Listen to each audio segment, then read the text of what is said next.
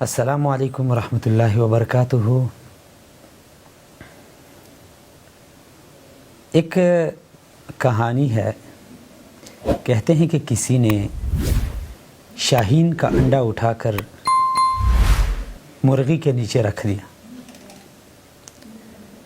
جب اس سے وہ شاہین کے اس بچے کی پیدائش ہوئی تو ظاہر بات ہے کہ مرغی کے جو دیگر چوزے تھے اس کے ساتھ اس کی بھی پیدائش ہوئی۔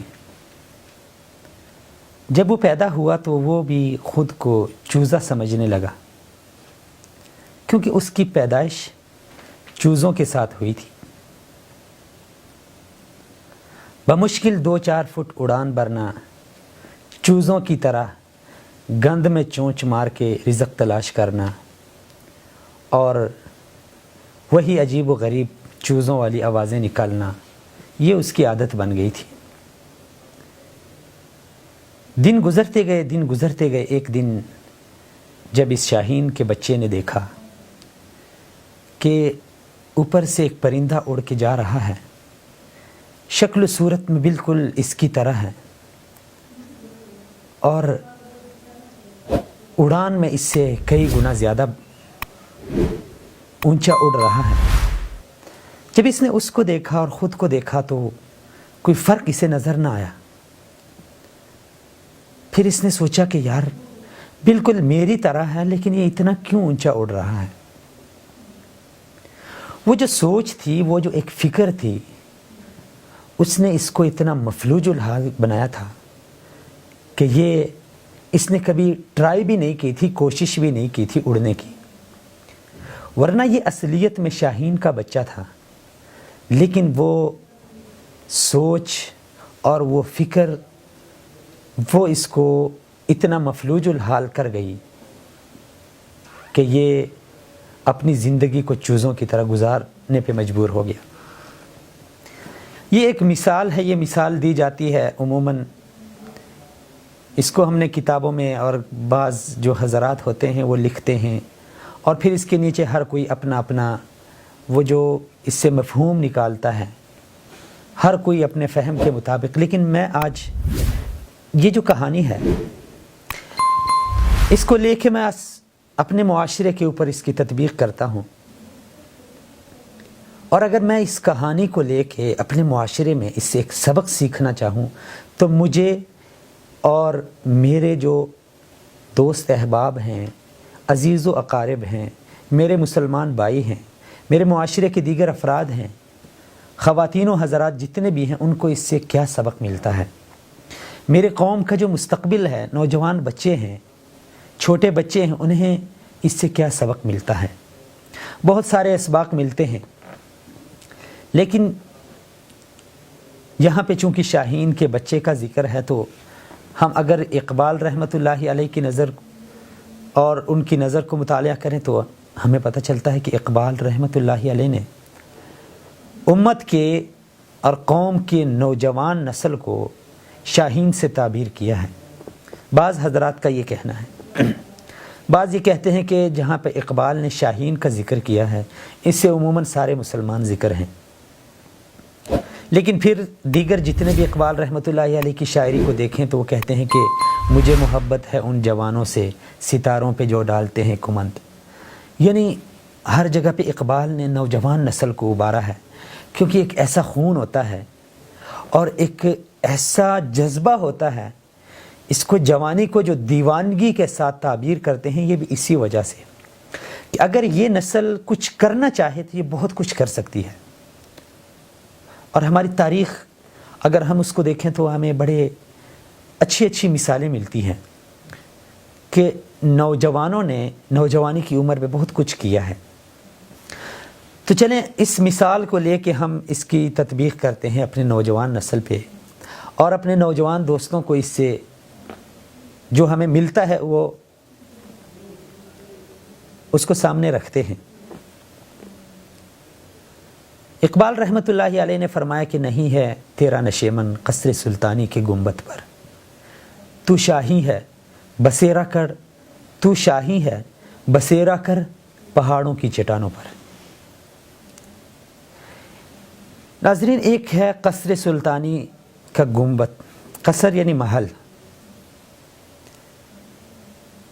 اس کے اوپر جو گنبد ہے، یہ پرانے اگر ہم دیکھیں جو قلعے یا جو قصر ہوتے تھے بادشاہوں کے، اور سلطان جو حاکم کے بادشاہ ہوتے تھے، ان کے اوپر ایسے گنبد سٹائل کا وہ بنا ہوتا تھا. یہ ایک سمجھانے کے لیے انہوں نے یہ ایک استعارتاً یہ چیز لی ہے کہ قصر سلطانی کا گنبد اگر دیکھیں تو وہاں تک پہنچنا انسان کا آسان ہے. گنبد چاہے کتنا ہی اونچا کیوں نہ ہو، لیکن ظاہر بات ہے جنہوں نے اس کو بنایا ہے وہ بھی تو پہنچے ہیں وہاں تک. اب اگر آپ بھی پہنچنا چاہیں تو پہنچ سکتے ہیں، سیڑھی رکھ کے پہنچ سکتے ہیں، یا آج کل عجیب و غریب ٹیکنالوجی آ گئی ہے، وہ کرین کی صورت میں یہاں سے بٹن دباتے ہیں تو وہاں پہنچ جاتا ہے. قصر سلطانی کی گنبد پر پہنچنا آسان ہے، لیکن اقبال رحمۃ اللہ علیہ نے جوان کو کہا ہے کہ آپ کی منزل یہ نہیں ہے، یہ ایک محدود جگہ ہے. آپ کی منزل پہاڑوں کے جو چٹانیں ہیں وہ آپ کی منزل ہیں. اچھا، اب پہاڑ کی چٹان ہے، کبھی شاید آپ کو پہاڑ چڑھنے کا موقع ملا ہو. جب انسان پہاڑ چڑھتا ہے تو اس کی عجیب و غریب صورتحال ہوتی ہے، تھکاوٹ ہوتی ہے. کبھی کبھی چلتے چلتے انسان کا جوتا پھٹ جاتا ہے، بھوک لگ جاتی ہے. کبھی کبھار ایسا ہوتا ہے کہ پہاڑ ایسے ہوتے ہیں جہاں پانی نہیں ہوتا، پیاس لگتی ہے. تھکاوٹ، گرمی یا سردی، بہت سارے مسائل ہوتے ہیں. یا کبھی کبھی چلتے ہوئے جھاڑیاں آ جاتی ہے، کبھی چلتے چلتے پہاڑ چڑھتے خوفناک جنگل آ جاتا ہے. ہزار طرح کی مشکلات ہوتی ہے، لیکن تمہارا ہدف، تمہاری منزل اس چٹان کے اوپر ہے. اب اس منزل تک پہنچتے ہوئے آپ نے یہ سب کچھ برداشت کرنا ہے، ہمت نہیں ہارنی. اب آتے ہیں پہلی مثال کی طرف، کیونکہ ذکر ہو رہا تھا شاہین کے بچے کا. یہاں پہ شاہین کا بچہ ہے اور آج کا نوجوان ہے. یہ مثال میں نے اس لیے اس کو ذکر کیا ہے، اور آج میں اس کو نوجوان کے اوپر اس لیے تطبیق اس کی کر رہا ہوں کہ ہم نے بعض دوستوں کو دیکھا ہے وہ بڑی جلدی ہمت ہار جاتے ہیں، کیونکہ معاشرہ ایک چوزے کی مانند اس کی ایک فضا بنی ہوئی ہے، ایک ماحول بنا ہوا ہے. دیکھیں ہمارا معاشرہ، اس میں عجیب و غریب چیزیں ہمیں دیکھنے کو ملتی ہیں. بے حیائی دیکھیں، فحاشی دیکھیں، ناانصافی دیکھیں، فراڈ دیکھیں، ڈاکہ دیکھیں، کچھ بھی دیکھیں.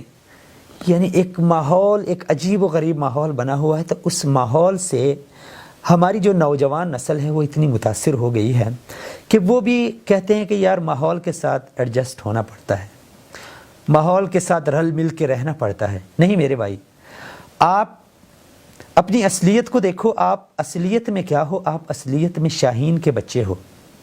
آپ اس قوم کے مستقبل ہو. معاشرے کو دیکھیں، معاشرے کو چھوڑیں.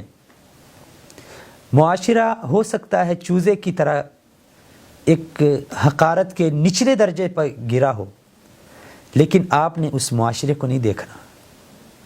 آپ نے اس اپنی اصلیت کو دیکھنا ہے کہ میں نے کہاں پہ اڑان بھرنی ہے، میرا رزق کہاں پہ ہے. میرا رزق اس گند میں نہیں ہے، میرا رزق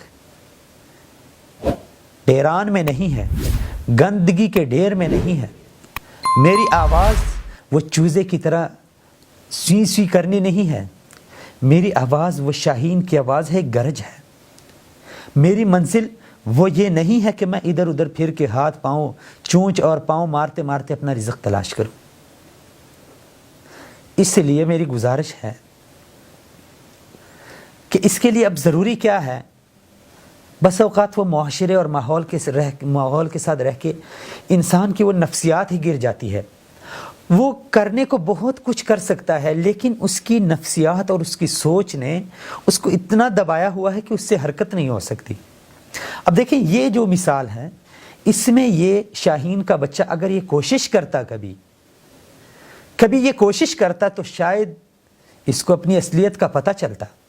لیکن اس نے کوشش کیے بنا اپنی سوچ کو اس طرح نیچے اور دبا کے رکھا کہ جب اس نے وہ شاہین، اصل شاہین دیکھا تو اس کو حیرت ہو گئی. اس لیے میری گزارش ہے اپنے بھائیوں سے، اپنی بہنوں سے، اپنی نوجوان نسل سے کہ آپ شاہین ہو اور معاشرہ ایک چوزے کی مانند گر چکا ہے۔ اس لیے اپنی منزل کو پہچانیے، منزل تک پہنچتے ہوئے اپنے ہدف کو سامنے رکھیے۔ آپ کا جو ہدف ہے وہ قصر سلطانی کا گنبد نہیں ہے، وہ آوارہ گردی نہیں ہے۔ آپ کا ہدف یہ ہے کہ آپ نے اس امت کو لیڈ کرنا ہے، آپ نے اس قوم کا رہبر بننا ہے، اس قوم کا لیڈر بننا ہے۔ اور یہ لیڈر آپ تب بن سکتے ہیں کہ جب آپ اپنے ہدف کے اوپر نظر رکھیں، ہدف کو اس کو ایک لمٹ کے اندر محدود نہ کریں، ہدف کو بڑھائیں، اونچا سوچیں، اونچا اڑان بھریں، تو تب جا کے آپ اپنی صلاحیت کو بروکار لا سکتے ہیں۔ آپ اس امت کے لیے، اس معاشرے کے لیے بہت کچھ کر سکتے ہیں۔ تو بات کچھ لمبی ہو رہی ہے، لیکن ایک دوست تھے، وہ ایک شعر سنایا کرتے تھے کہ اقبال رحمۃ اللہ علیہ کی روح سے معذرت کے ساتھ، کہ اقبال نے نوجوان کو شاہین کہا تھا کیونکہ اس وقت نوجوان بڑے پاورفل تھے یا ان کے اندر ایمانی جذبہ تھا۔ وہ کہتے ہیں کہ کسی نے کہا ہے کہ اسیری زلف و رخسار و لب جانا ہوا مسلم، کوئی اقبال سے کہہ دے کہ شاہین مر گیا تیرا۔